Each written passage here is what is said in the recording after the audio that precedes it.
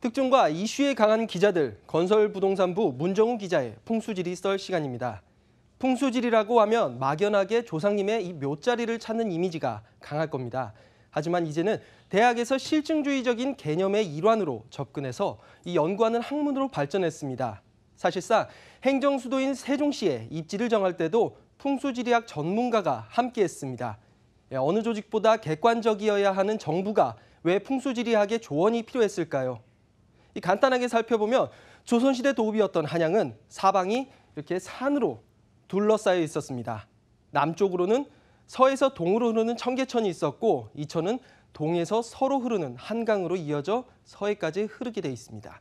사방으로 적의 침입을 막고 또 당시 중요했던 땔감과 식수를 사방 천지에서 구할 수 있었고 넓은 바다로 이동과 무역이 편리했다는 이점이 있었습니다. 풍수지리상 이를 배산임수라고 하죠. 모두가 알고 있는 기초적인 풍수지리 개념입니다. 이런 경험적인 데이터들을 종합적으로 분석하는 것이 지금의 풍수지리 학문이 된 건데요. 이런 풍수지리학적 눈을 높여놓는다면 내가 사는 집, 그리고 가치가 오를 만한 토지를 찾는 데 좀 도움이 되지 않을까 싶습니다. 오늘은 우선 풍수지리학은 무엇이며 서울은 어떤 특성이 있는지 간단히 알아보는 시간을 가져보도록 하겠습니다.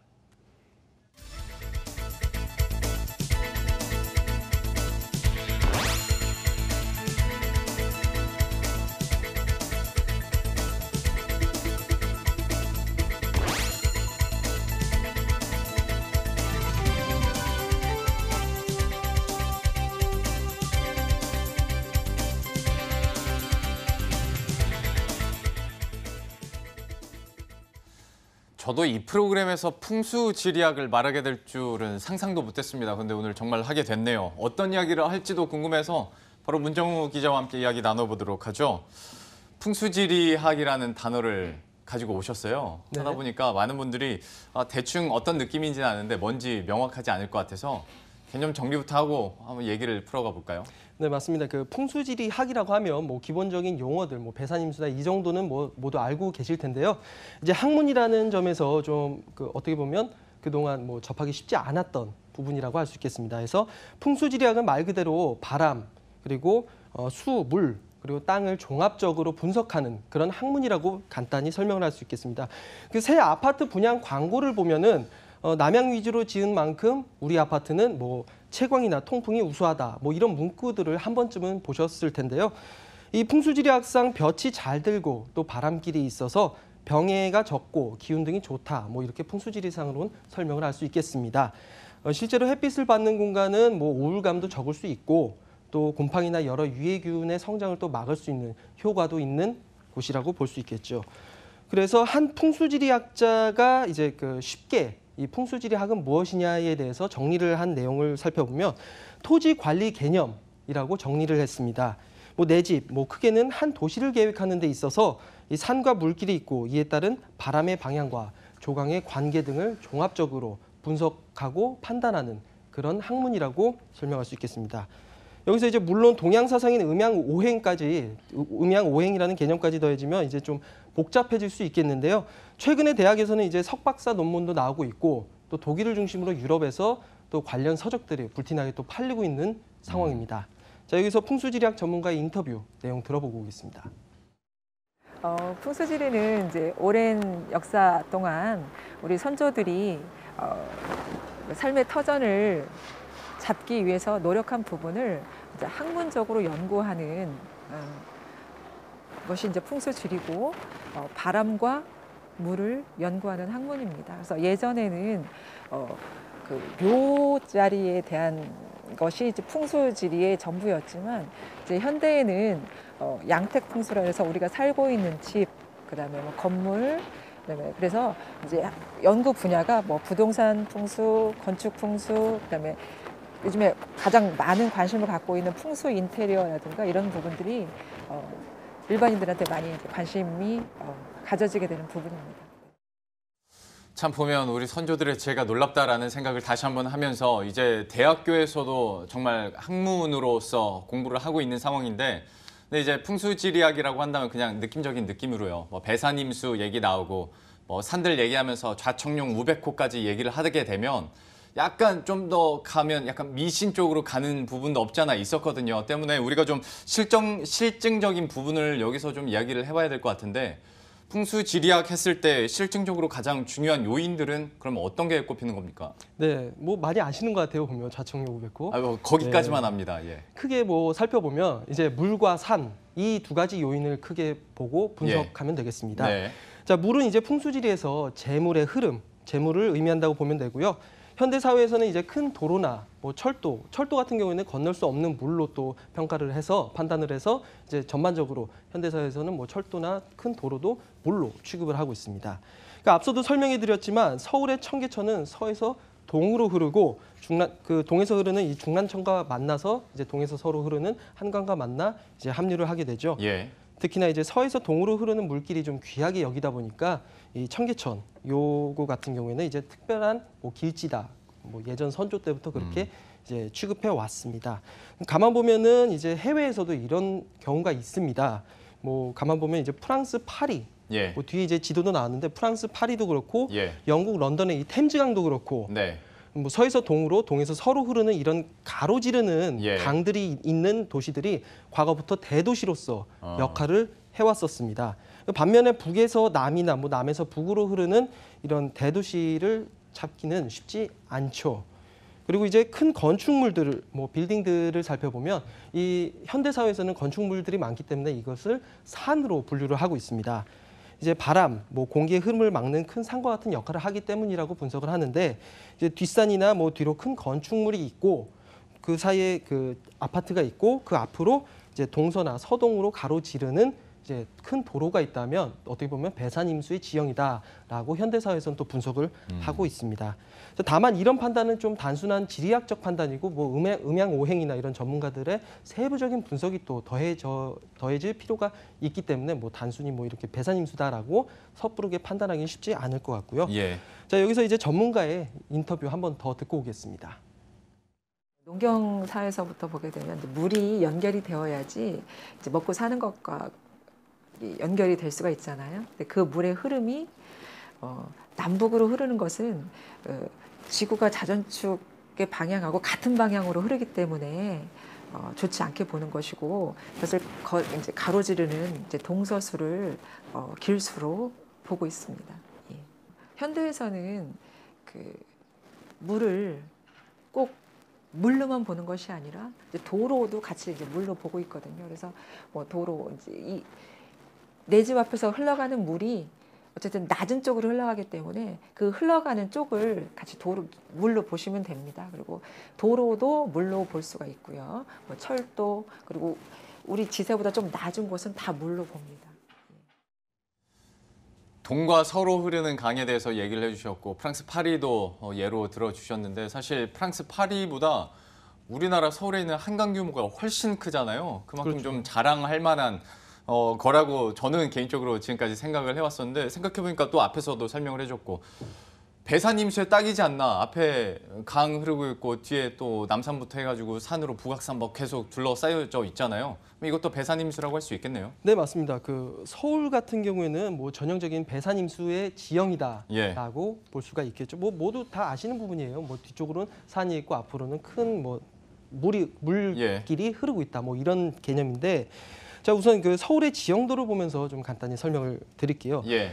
지금의 서울은 이제 북쪽으로는 이제 북한산이 있고 남쪽으로는 관악산, 그리고 동서로는 뭐 이제 용마산, 뭐 아차산이죠. 지금의 아차산, 그리고 덕양산이 있고 크게 한강이 흐르고 있습니다. 자, 이를 바깥에 있다고 해서 외사산, 외수, 이제 한강이 외수가 되는 거죠. 이런 용어로 이제 풍수지리에서는 이야기를 하고 있고요. 과거 조선시대 수도였던 이제 사대문 지역 안으로 또 살펴보겠습니다. 예.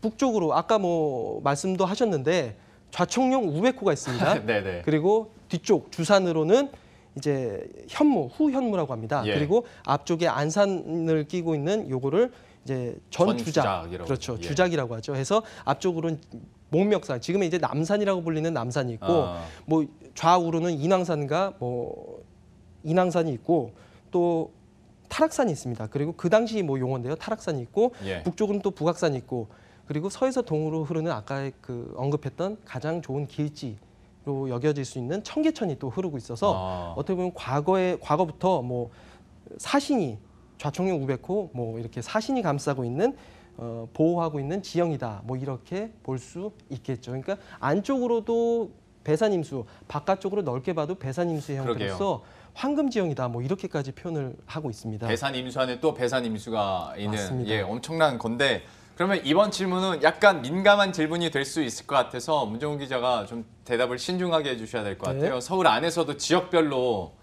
또 풍수지리학적으로 좀 다를 것 같아서 특징들을 한번 설명해 주시겠어요? 네, 서울에서도 예. 강남과 용산 뭐 이런 지역들은 어떻게 보면 특별한 지역으로 좀 분류가 되잖아요. 뭐 부자 동네라는 그렇죠. 측면에서 어떻게 보면 풍수지리에서도 이게 같은 맥락을 하고 있다는 점이 굉장히 신기했었습니다. 그래서 뭐 전반적인 이야기만 들은 상황이지만 한강을 따라가다 보면은 서울에서도 이런 활 형태의 활 형태로 이렇게 휘어져 있잖아요. 해가지고 그렇죠. 예, 이렇게 이거 맞습니다. 말씀하시는 거죠? 한강 요거를 모양. 궁수라고 합니다. 네. 압구정 안쪽으로는 이제 활의 안쪽이라고 하고 강동, 아하. 하남미사도 활의 안쪽 형태, 예. 용산도 활의 안쪽 형태를 띠고 있어서 어떻게 보면 길지라고 보고 있습니다. 아하. 특히나 재물이 많이 쌓이는 예. 곳으로 평가를 받고 있는데요.